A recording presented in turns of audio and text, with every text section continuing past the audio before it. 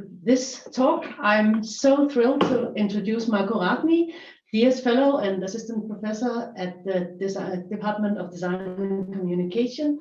Marco joined us a couple of months ago after actually a very long track record already. Marco has no less than 3 habilitationen, which is equivalent to the Danish doctorgrad or higher doctorate in English. He has a habilitation in cognitive science and in computer science and in general psychology and psychological methods. Marco has written extensively cutting-edge research on the interlocking fields of AI and cognitive science, trying to figure out how humans reason and how we can model that in AI, and what's the difference between the way a computer works and the way human minds work. And I think you've been working a lot in generalizing, looking at how can we statistically predict humans. But basically what drives you, Marco, as I see it, is to find out why individual humans think the way they do, and why don't they think logically, and how can we predict the way they then think if they don't think logically, and how can we help them perhaps also to think more logically. So I'm really looking forward to your talk on why the average reasoner doesn't exist, cognitive models of the individual reasoner, which is going to hopefully to explain all of this to us all, why we don't think the way we should and how we then think.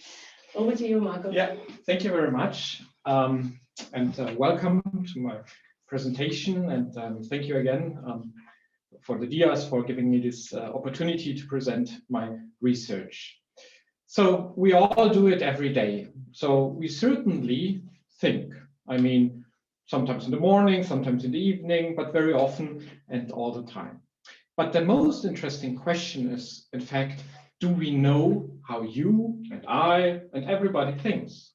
And of course you would say, well, why don't look into the field of cognitive psychology? There should be kind of theories or answers for this kind of question. And this is where I try to go through and describe how good these models are and if we can make them better.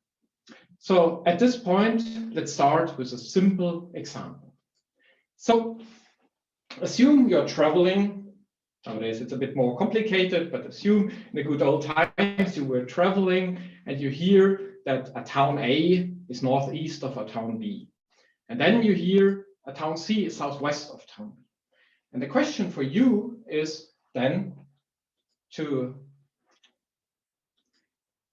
find out what, if anything, you can infer from this.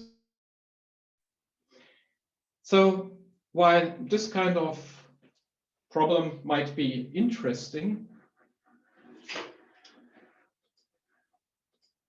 the most interesting part, in fact, is that you can analyze how we process information on different kind of levels. And of course, you can do this on a behavioral level.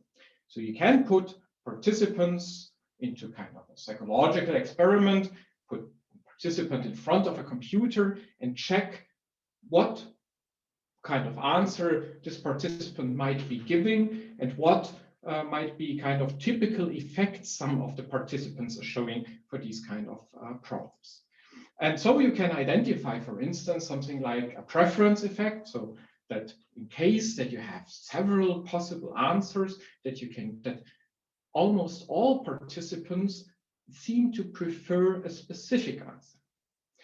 You can go through and check and find that there are even more effects you can identify for that. However, the behavioral level is not the only one. You can have a look at the neural level, for instance. You can have a look at the brain, and you can ask where in the brain you have some kind of activation while you are solving this or that kind of problem.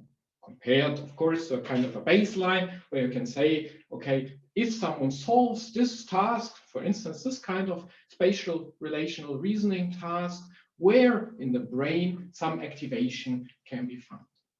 And for instance, there's plenty of literature on that, and you can see, for instance, by conducting meta-analysis, that, for instance, for solving these kind of problems, then in the parietal lobe, you will have kind of an activation that can be found across all the kind of studies. So this is something where you can be sure more or less that this region is involved, at least from a correlational perspective. But to see and check if this might hold or not, you can do a kind of a stimulation with TMS and see if you stimulate it or if you can kind of introduce some kind of noise while reasoning with these problems, then, for instance, a kind of an impedance effect can be shown. So you see not only in a correlational perspective, but as well by actively manipulating that there is kind of activation involved and that this kind of region has a kind of a more or less causal relevance for dealing with these kind of problems. However, having a behavioral level and having the neural level, the question is, can you bridge them in some sense? And yes, of course, you can think about having a computational and algorithmic level where you can say, well, can we somehow not only write computer programs that can predict like how participants deal on this behavioral level, but as well take, for instance, the neural level as well into account. So not only saying that a participant will be, it will be easier for her or him to solve this kind of problem than that kind of problem, but as well where in the brain, when, which kind of activation level can be found. So having computational models allows us not only to explain on the behavioral and neural level, it allows us as well to make predictions, of course. Because if I have a computational model that can explain how someone thinks on this kind of problem, then I can check if it can explain how that respective person may deal with other ones. If that computational description, if this computational level is in some sense accurate. And we will go more into detail about what this kind of accurate means. So how we process information is, of course, not only relevant for investigating in psychology about spatial reasoning, but of course, for instance, in computer science. If you think about developing digital assistants, systems that can think like us. So it's an observation that we humans, if we interact with each other, then after some time we get an idea how that other person understands specific things we are saying. We see this in humans, we don't see this so far in digital assistants. Therefore, it would be interesting to understand how humans think and to transfer this on these kind of systems. And you all know, for instance, about behavioral economy, for instance, where biases have been kind of investigated. So how do people typically respond in some kind of situations? And so it's as well interesting to see how we process information. And of course, science in general is something where we are interested how we and computers that may help us process information. And of course, it's relevant in our everyday life. So you can reason about spatial information like we've seen before, and this kind of task is probably very easy to solve for most of them. So for this kind of problem, about 89% in experiments say yes. You can, of course, have other statements. So something like quantified statements like all programmers are intelligent, some intelligent persons are rich, what, if anything, follows? And I'm be quiet for some seconds to give you the chance to solve that problem for yourself and to experience how thinking is.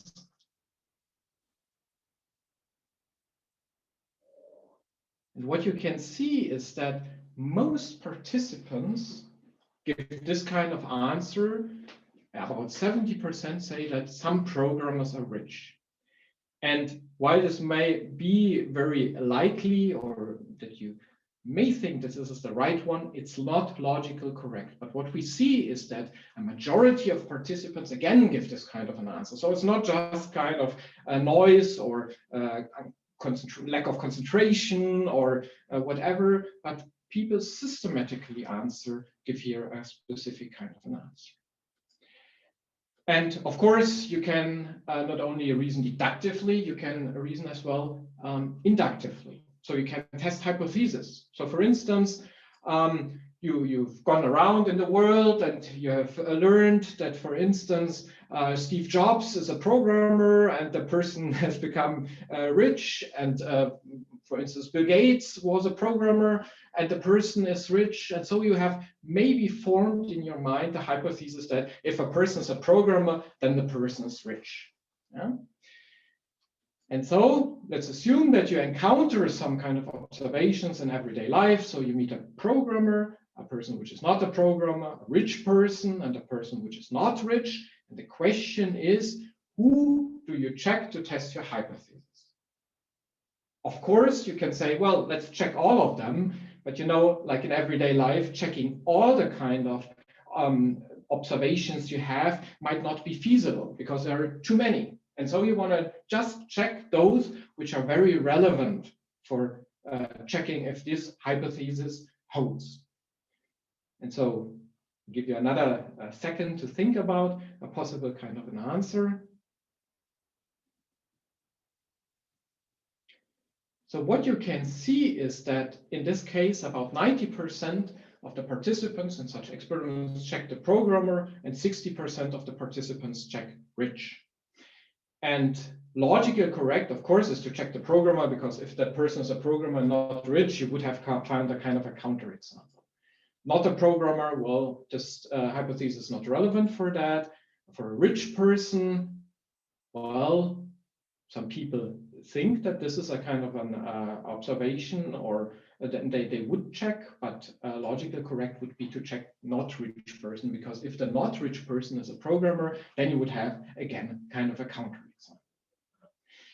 And so you can continue and see, for instance, that for moral assertions and for decision making and many, many more fields, the way how we process information is kind of relevant. And we see that in all of those cases, we see that there are kind of deviations from normative approaches in that sense. For instance, if you consider the laws of logic, classical logic, for instance, or probability theory, then there is kind of a deviation from that. And the question is, can we describe it? Can we explain why participants are doing this? So just to give you an idea, because this is a kind of a test case or an example, a running example that will be relevant later. So this is the kind of task. So all A's are B's, some B's are not C's, what follows? And here most participants say that some A's are not C's. And you can consider these syllogistic reasoning problems, which date back to the times of Aristoteles, that you have 64 problems that can allow for 9 possible responses, all of the quantifiers, and the way how these terms A's and C's are presented. And there are cognitive theories like the PHM, probabilistic heuristic model, which has been proposed, for instance, by Oxford and Chater. This is based on a kind of an informational ordering of the quantifiers for your conclusion. So they say, for instance, all is preferred over some, preferred over none, and preferred over some not. And then there exists kind of several heuristics. For instance, the min heuristic that says the quantifier of the conclusion is the one of the least informative premise. So in that case, we see we have here all and we have here some not. And in that case, some not would be the one which we can find as the least informative premise. And this explains why, for instance, participants may give this kind of an answer. Yeah. Okay, so let's think about how these cognitive theories are evaluated. For instance, there has been kind of a large meta-analysis on them. So how we assess a cognitive theory of syllogisms, you can check how many hits this theory has. So in that sense, it predicts what people are saying, and you can count the number of correct rejections. So does this theory reject what the participants reject as well? And then you can say the number of hits and the number of correct rejections are the number of correct predictions. And so let's consider here this kind of example. So we have a syllogism that all A's are B's, all B's are C's. And so participants have answered for this kind of problem in the meta-analysis. For instance, 81 have given all A's or C's as a kind of an answer, and we see that 2% have given no ARCs, and some A's or C's has been given by 6, and then there are some others which have been given in about 1% of the cases. So how can we then compare these distribution of possible answers with predictions of cognitive theory? So for instance, responses that occur significantly often are mapped to 1 and the others are mapped to 0. You can do a kind of a binomial test for that, and in that case you will see that the only answer that has been given significantly often is the one that all A's are C's. And so the rest is not as kind of a significant answer on that. And as PHM predicts that this could be kind of an answer, we see that in that case, we have one hit because PHM predicts correctly that what the participants are giving. So on the hits, it has 100%, but on the correct rejections, we see that there are 8, which the theory needed to kind of reject, but it only rejects correctly 5, so these empty slots. And in that sense, we can say, well, in that case, the theory makes a correct predictions of 66%. And if you look at this in the kind of meta-analysis conducted by Kemlani and Johnson Laird, then you can compare the kind of models, or the different models, which are heuristic models, probabilistic models, logical models, and you see that on average, they reach a kind of a explanation of about 85%.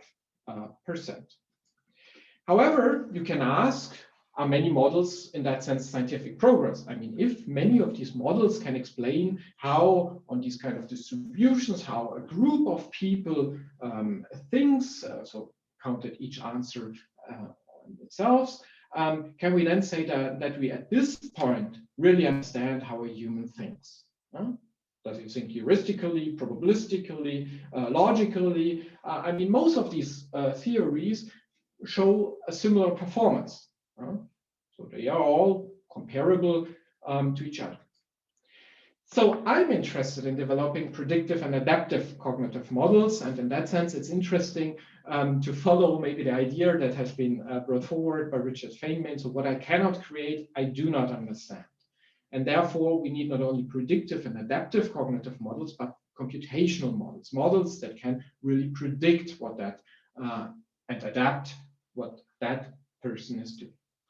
So the basic idea is that we do not evaluate models anymore on this kind of distribution, but we turn it around and say, can we evaluate these models, whether they predict an individual's conclusion before that individual person responds to a specific task.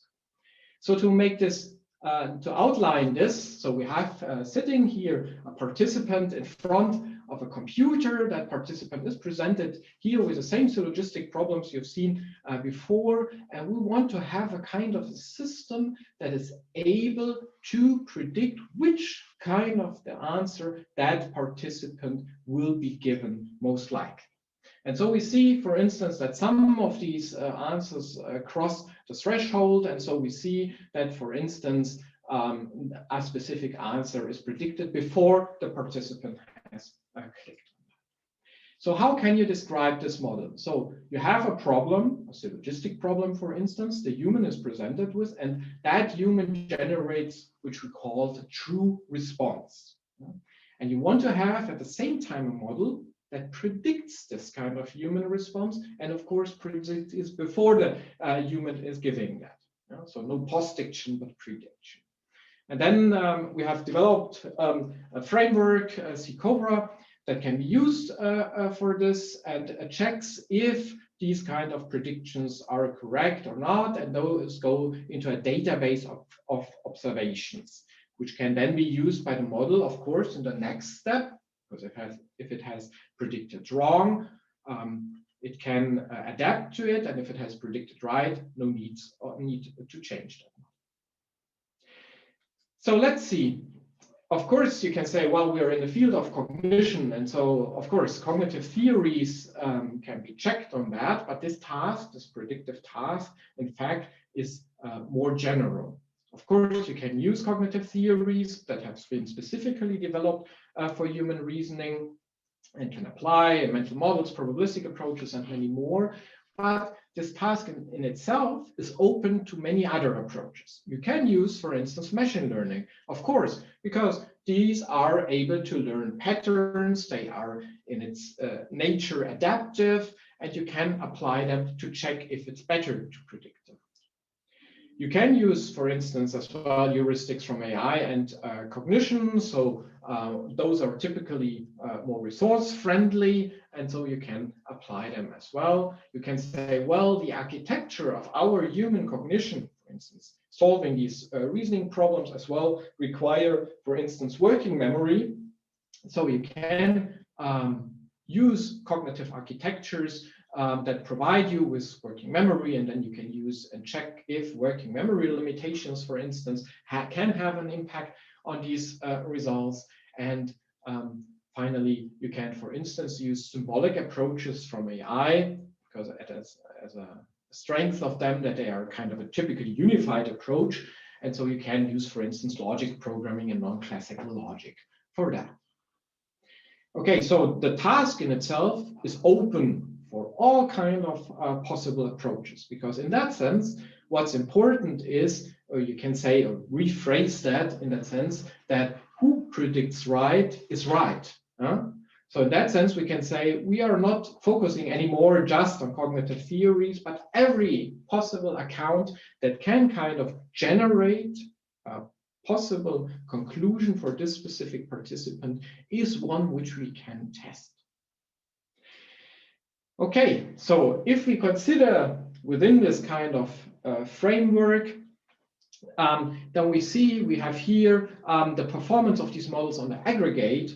But if we look at the individual, we can ask how good are these models in this case. So we see here about 80% of matching these aggregate responses, but on the individual it drops. And we see that for these existing theories, we suddenly reach about, let's say, 40% on predicting each individual response of the participant. So these theories predict for one problem after problem, these specific participants that was part of this experiment has predicted, derived as a kind of a conclusion. And how good this theory then has predicted that. And then we see that suddenly it's about only 40%. So in that sense, we see, okay, the models for the average deviate significantly from the individual, about half loss of performance. Okay, you can say maybe it's just the quantifiers. Maybe this kind of domain with syllogistic reasoning about sets and so on might be too complicated. Well, let's have a look into the field of inductive thinking. So testing the hypothesis. So we have again our example, if someone is a programmer, then that person is rich, and we have here these kind of observations. And what the state of the art shows, which is more or less an aggregate analysis, then you see that 90% check P and 60% check R, and this has inspired the development of cognitive models. If you have a look instead on the individuals, and we have done a meta-analysis, finding 300 experiments, of which more than 200 went into, we found something like 60,000 participants. It looks a bit different.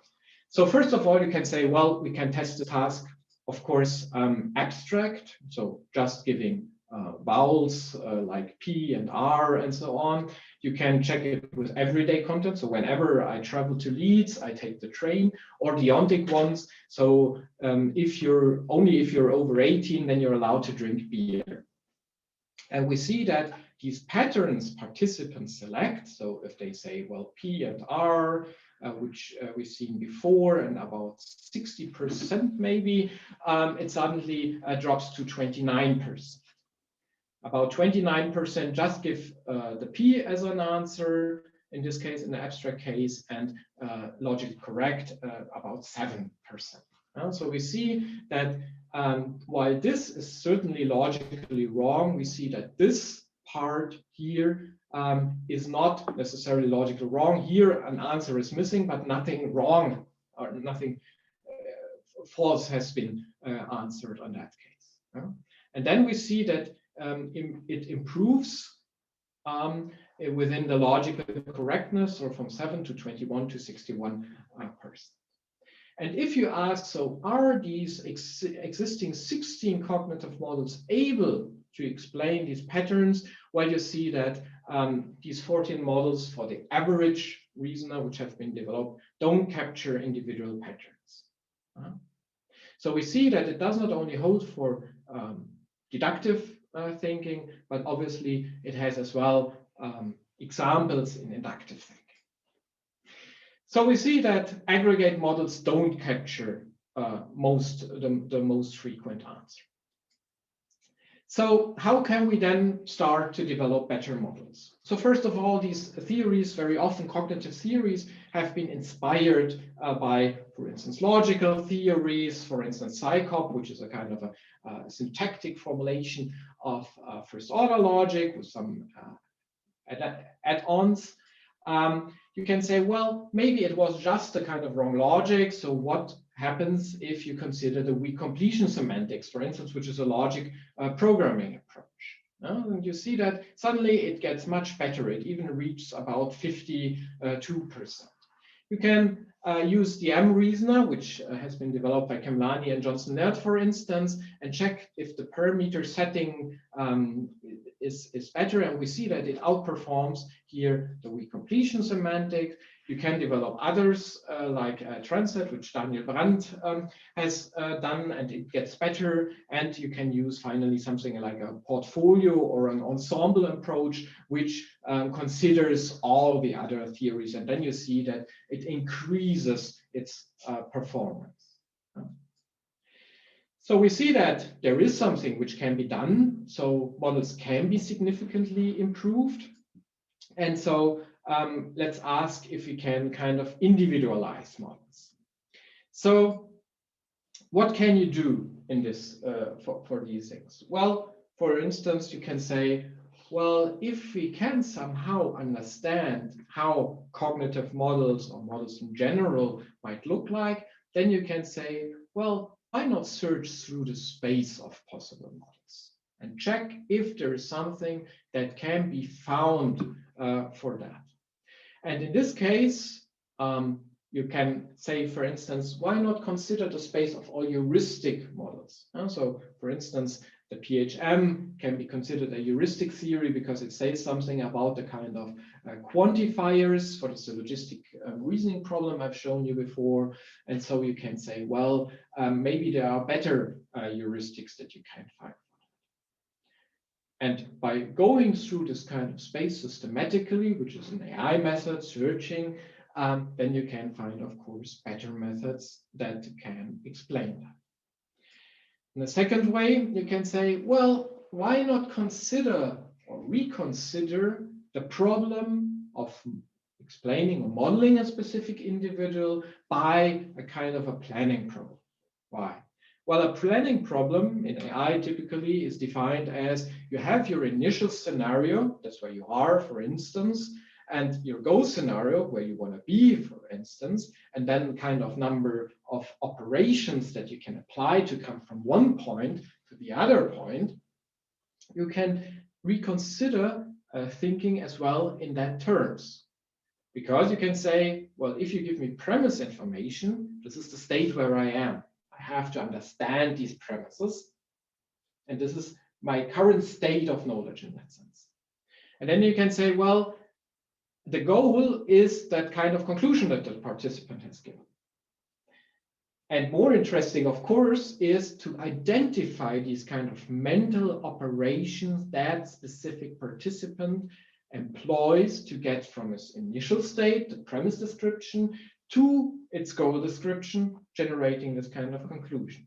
Because if you can identify them, which operations a participant typically applies for that, you can use them to predict how a specific participant might deal with other problems given that this kind of set of mental operations that you have identified are the same the participants may employ to generate this kind of other conclusion. What can be done more? Well, you can make models more flexible, for instance, through parameterization. So let's consider the example from before. We have this probabilistic heuristic model where I have briefly explained the mean heuristic. There are others like attachment and p-entailment. So I don't want to go too much into the details for that, but let's walk a bit through this PHM representation. So a participant is presented with a kind of a premise. The participant employs this kind of heuristic and attachment, generates a first tentative conclusion, then applies another, the p-entailment plus attachment, generates another tentative conclusion, applies the max heuristic, and then gives the kind of response.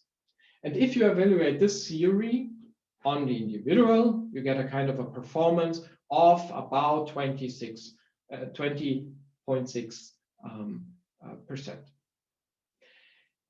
But of course, what you can think of is introducing a parameter and that point that you can say, well, why not saying that maybe a participant uses the p-entailment and maybe not. So introducing this kind of parameter, of course, allows you to make these models more flexible.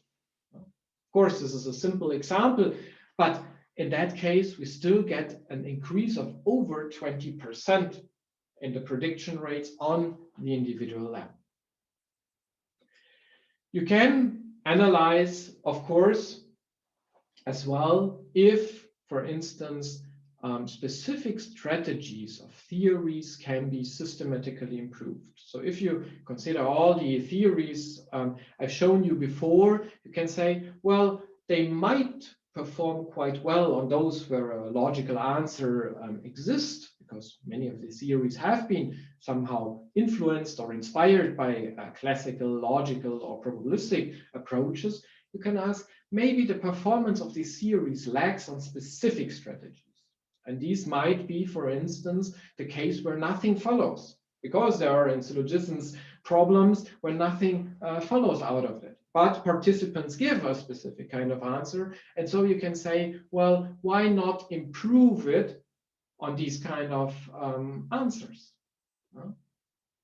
And that works as well quite well. And then, of course, you can use hybrid models that shows kind of a best performance. So for instance, you can consider these different kind of theories that in that respective, each theory gets a kind of a vote for a participant. So for each observation that participant or each problem the participant is presented with, each theory is allowed to give a vote what could be the kind of probable answer that this participant is giving. And if the theory gets right, it increases its value, and others decreases if they are, for instance, not right.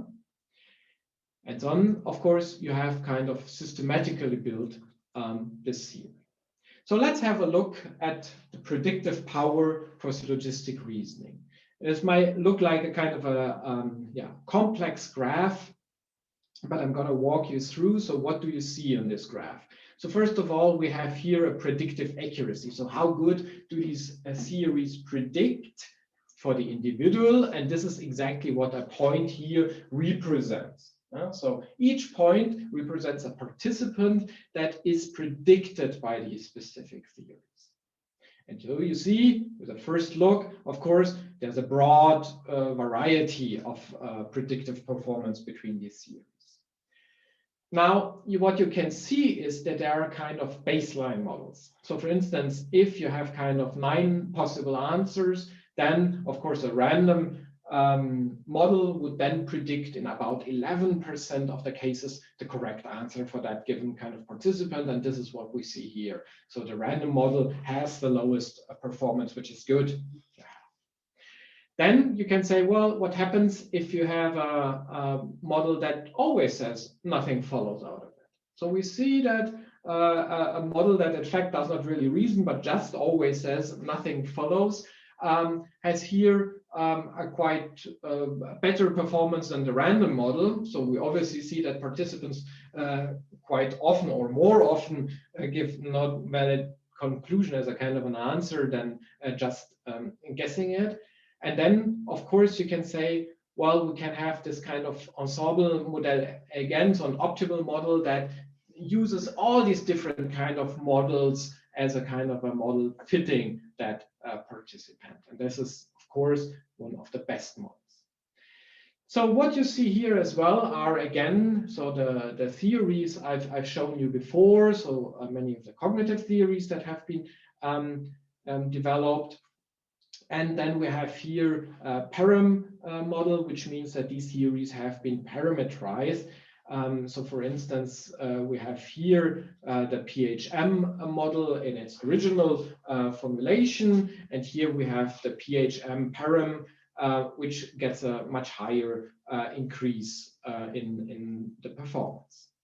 And what you can see here as well is that each individual participant is outperformed by this parameterization. So we see that participant that performed here is even better predicted by this parameterized version. So, and what you can see as well is that methods from machine learning, for instance, autoencoder, perform as quite well in that sense. Of course, you can say, well, I mean, a prediction rate for syllogistic reasoning of, let's say, about 65%, for instance, by the optimal model in median performance, can we get much better? Well, there are certainly things to consider. So, for instance, if you test participants again on that same kind of syllogistic reasoning problems a week later, it's a study which has been conducted some years ago, you can check how much do each individual participant differ. If that specific participant differ from week to week, then models need to be quite differently than if this would be kind of a stable version. So if we almost always give the kind of same answer to the same problem. So what you can see is that you have something like a 30% difference in these predictions, in these answers or responses participants are giving for that. Second, the performance of these models are evaluated from the first problem onwards. So of course you can say, well, we have a general set, of course, a training set these models can be tested on, but this is of course distinct from the test domain. And in that sense, of course, you can say, well, a model needs to adapt to a specific kind of participant. So let's start maybe after the 10th or the 12th problem. However, why not use a kind of a conservative measure in that sense that you can say, well, let's start from the very first problem on, and if the model is wrong, it's wrong in that sense. Of course, this decreases it a bit. Then you can say, of course, well, you know, individual differences. We all know about them. So there are personality differences. There are differences between the thinking styles. So for instance, analytical thinking versus heuristic thinking. And of course, there are differences in IQ and so on. And we have done such studies and see that this does help only about 5% at most in predicting what this specific participants, where we know this kind of information, will give as a kind of a specific answer for this kind of problem. So we see that on the individual problem, these factors are not as relevant as you might think. Of course, other domains might be different.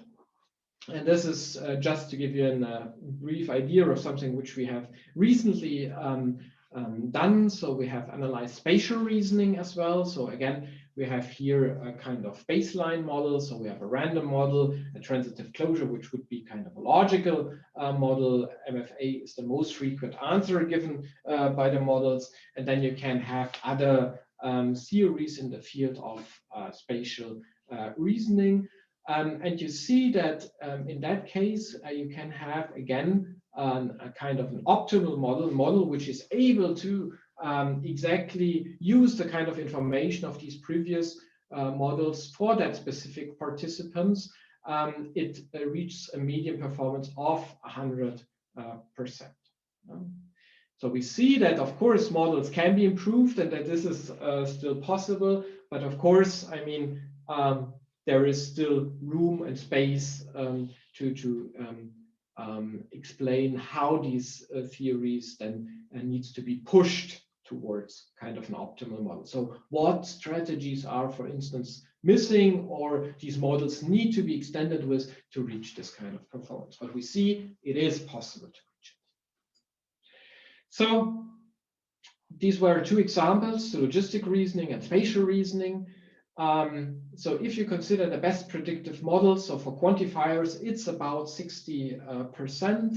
For modal reasoning, so reasoning about possible and necessary. So if I say, oh, it's possible that it rains tomorrow, or it's necessary that I need to do some sports or whatever, then we see a kind of a prediction rate of 78% in these kind of reasoning tasks. For propositional reasoning, which is about reasoning and, or, if, and so on, it's about 80%. And for spatial relational reasoning, the median performance is 100%. Currently, I'm thinking of extending it into two directions, into decision making and computational thinking. And for the latter one, I want to give you just some ideas about possible future research. So for instance, can we somehow reverse engineer computational thinking?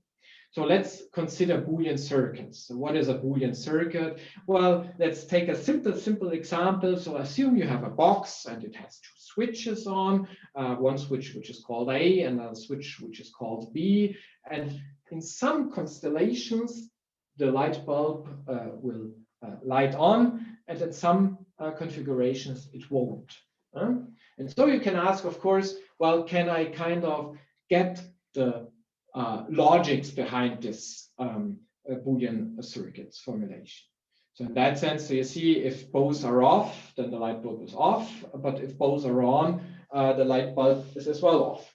So you already get the idea, okay, if one of those is on and the other is off, then the light bulb functions. So these are kind of computational, so-called Boolean circuits that you have in many technical devices. And here the question is, can people reverse engineer them? And of course, looked at from an individual perspective, can we predict which of these Boolean circuits are solved very easy and fast and which not? Another domain which has been as well investigated by Sunny Kamlani and Johnson Nerd, and I plan to follow up on, is can we identify algorithmic thinking in non-computer scientists? The question, of course, is how can you check with a non-computer scientist if that person understands specific algorithmic concepts like loops, for instance. So do something as long as some goal is reached. And so they have proposed something, and they have done extensive studies on a so-called train situation, where you have a train with wagons and you have to rearrange them. And then you can formulate these problems, and in doing so, you can test on a very simple thing, because everyone understands these kind of train problems, how we can maybe if you can identify these kind of concepts. And so my goal is, in some sense, to combine this predictive cognitive modeling I find so exciting with another thing that I find very exciting, the way how we can use and employ computational thinking to solve these kind of problems, and all on the individual level. So in that sense, the idea is to identify deviations from normative frameworks. So in computational science, we often have these kind of normative frameworks, like logics, for instance, to define kind of benchmark problems, to have something like, for instance, a computational thinking ability test, because if we have this, then we can, of course, test which kind of theory makes it right and can explain the things better. Okay, so at this point, first of all, systems can successfully predict the individual. It's something that is somehow hidden maybe in the aggregate modeling domain, but you need more methods. And if you apply these methods, then you can improve the performance of these models, and you get something which is very relevant, especially in AI, where you want to have devices that can adapt to you, and not say, well, on average, a person may need this kind of information at the same time. We see that predictive power of predicting and conclusion a participant is giving is depending on the domain, in the interval between 60 and 100%. And there are many methods that you can employ, and the best performance, in fact, is cognition and AI. So in that sense, the explainability is, of course, important, because if I can explain that I typically employ kind of the heuristics to solve some kind of problems, this helps me to transfer this knowledge from one domain to others, because if I'm a specific domain heuristic, then I might be a heuristic thinker as well in other kind of domains on a very broad scale. So I hope that I've given you the chance to be part of this excitement about getting insights due to the predictive cognitive modeling for the individual. And at the same time, this is, of course, a kind of a thing which is open for you. So if you work with empirical behavioral data, or plan to, or think that this could be maybe something you would be interested in, then why not discuss that and how we can model it in the predictive task. So thank you very much, and thank you for listening. Thank you so much, Marco. Beautiful, interesting talk. I'll now moderate the discussion. So if you've got a question for Marco, please go ahead and raise your hand.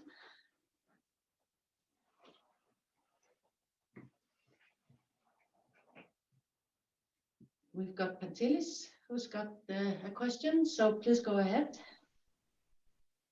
Hi, Marco. Thanks for the interesting talk. So I was surprised a little bit by the big drop from the aggregate to the individual. And that's because usually you would expect when you model something at the individual level, then you would be able to tune in your parameters at the individual level and improve performance. And I was wondering, were you able to tune, are these tasks amenable to tuning the parameters at the individual or not? So are the models, the cognitive models that you showed as parameterized down at the level of individual decision makers or syllogists, or rather are the parameters calculated at the aggregate level? Thank you very much. Very important question. So the parameters, so we employed the typical approach, having kind of test and training data, and of course they are distinct. So the models for the individual have access, of course, to the training data, but let's say if you have an experiment with 140 participants, so we have used as well, leave one out, but in that case, let's just for the sake of argument say we have 140 participants, 100 can be used of the model for training on understanding what might be typical answers someone is giving, because this is as well a good kind of predictor for an individual if I don't know nothing about that individual. And then, of course, the model, the parameters for each observation the model gets from that individual solving this kind of problem, it can adapt itself as well. So it's not only a parameterized adaptation on the general aggregate level, but as well on the individual, as more information comes in from this specific kind of individual. So yeah, does that answer the question? And yes, and as a clarification, so you do not parameterize at the individual level from the beginning, but rather you use the aggregate as a baseline, and then you tune in to, and you move towards the individual from there, like using process. Yeah, so I mean, at least this is one of the methods we employed. But if you say, let's start with existing cognitive theories, yes, that's exactly what's done. Yeah, exactly. I've already got a long list of okay, go forward. Questions. So Torbjørn is next in line, and then after that it is Sune and Anne. Okay. All right. Thanks for a great talk, Marco. I have two questions. One relates to, in some sense, what Pantelis has asked. Suppose you don't predict individuals, but rather group behavior in the same way. Any thing of that? And then more to the, let's say, the models you have tested. I'm missing one, maybe I overlooked it, but the approach in recent approach with respect to hypothetical query answering in computer science. Have you applied any of those models? Can you elaborate a bit on the last one? It was not. Yes, basically, it's an advanced and extended use of formal logic within computer science. That basically, when you come with a prediction or an answer to a problem, it comes with a hypothesis that justifies that answer produced by the computer. So these models would seem to, for some of the classes of problems you studied, to be superior. Mm-hmm.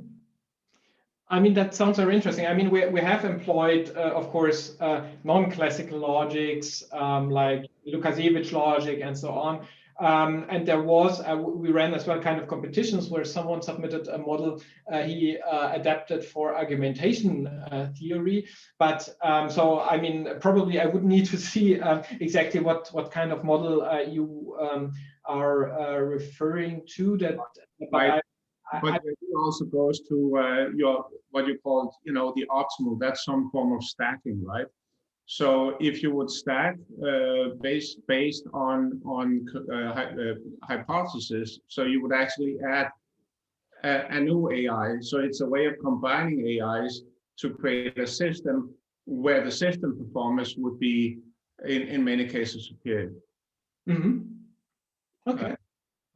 All right. The other one was basically groups. Do you have any ideas how groups would perform? Groups of individuals, let's say 3 people. Okay. So you mean if they can solve that problem together? Yes, we have a lot of evidence about groups versus individuals in social psychology. So yeah. That's what I asked. The problem so far is, I mean, I find it very, very interesting, in fact. And the problem so far is that I haven't found any kind of raw data on experiments that shows us how this solves. I mean, of course, I mean, I'm aware of the general theories that, for instance, that there are some effects like some people who are more convinced about a conclusion, even if it's wrong, can even, let's say, convince the rest that that holds and so on. I mean, that's very interesting, and I would love to have this within this predictive modeling framework. But the most important requirement is that we have empirical data we can test these models on. And so do you have maybe access to some? I'm in the same unit as Patelis, so let's talk someday. Yeah. Okay. Thanks. Yeah. Thank you. Next in line is Sune. Yeah. Right. So thank you so much, Marco. That was really an interesting talk, and I'll pick up on the last question you asked, because you have like an invitation for further dialogue, and I think that's a very nice way of ending a talk. So I mean, I'm like the previous persons in line here, quite impressed by that modeling work you do. I think the one question that is that I'm struggling with is, so what is it exactly that you're modeling? And as it says on the slide on the screen now, you're modeling the individual. However, when you talked about in one of your slides, you showed the difference when people were given the task in an abstract and an everyday and an deontic formulation, which I think indicates that since the formulation is so important, it's not just variation between individuals, but variation between individuals situated in a specific task environment. And also there's been recent work on Bayesian reasoning, where people are given cards and models, which also improves behavior. So I'd like to add to the joint cocktail we're making here, a kind of a systemic or distributed perspective, and ask the question: so how could this kind of modeling approach be used to explore how like situated cognizer environment systems actually engage with some kind of the tasks that you explore, rather than focusing on the individual as if the individual was at an atomistic unit of analysis. Mm-hmm. Thank you very much. A very, very important and interesting question. Of course, you are right. The problem so far is that many of the experiments that you can find in open science frameworks and so on have been just analyzed to things very isolated, in that sense, you know, that participants even sometimes have only been given the abstract or the deontic version, for instance. So it's really hard to have the data where you have many observations of a participants given, even that if you would have so, you have to consider as well the changes within the kind of participants, because we all see that there are learning effects. I mean, if even giving a participant 64 syllogistic reasoning problems, I mean, in the beginning, there is a slightly different pattern than you have in the end. And that's good, because we are humans are able of learning and learning on these things. So you are right. And I mean, I want to, let's say, push that idea of having predictive models, and the more raw data, and this is what we see as well, it's often not so difficult to come up with models at this point, but to have access to this data where you have participants that you have investigated in many directions. So for instance, I briefly talked about the personality IQ, cognitive reflection test battery that we applied for syllogistic reasoning. And we're currently working on a paper on that. But I mean, you know, it was a kind of a hard thing because we had to run studies. Participants had to show up across weeks, and then, you know, we did all the kind of variation to ensure that there are no kind of sequence order effects based on that. But at the same time, I mean, that's the most important thing, that we can get access to raw data on the individual where we know lots of things about that person.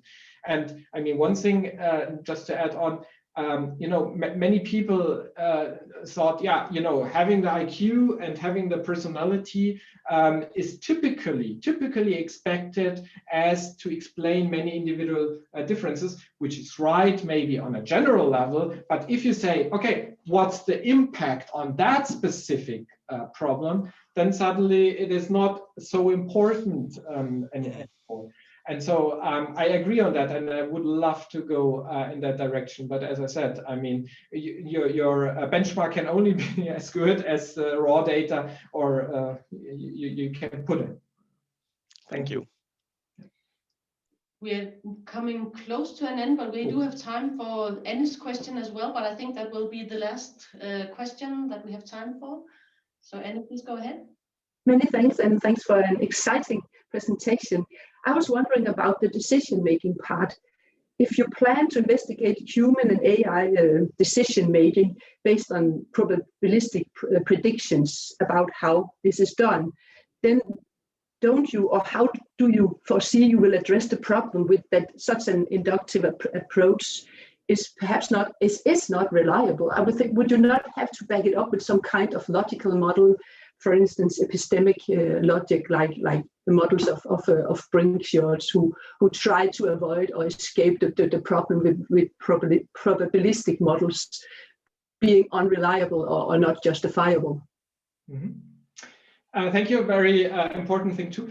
So, of course, we are aware that, I mean, one thing which I have not yet talked about is as well that we are interested in applying quantum cognition models as well, because this is especially in the field of decision making as well quite relevant. But I mean, the nice thing about the prediction task is that it boils down the task of having a model for the aggregate one, because the nice thing is that you just want to predict what that person has done for this kind of problem, what kind of response that person has given. And so we are currently have some data that we can check which answer the person is given. Of course, you can then go back and say, well, it's a probabilistic model which is behind that, but that probabilistic model then needs to kind of explain in the end what is the answer that a person is given about. And there are kind of things we need to add on these models to make them really testable in that respect. But I mean, yeah.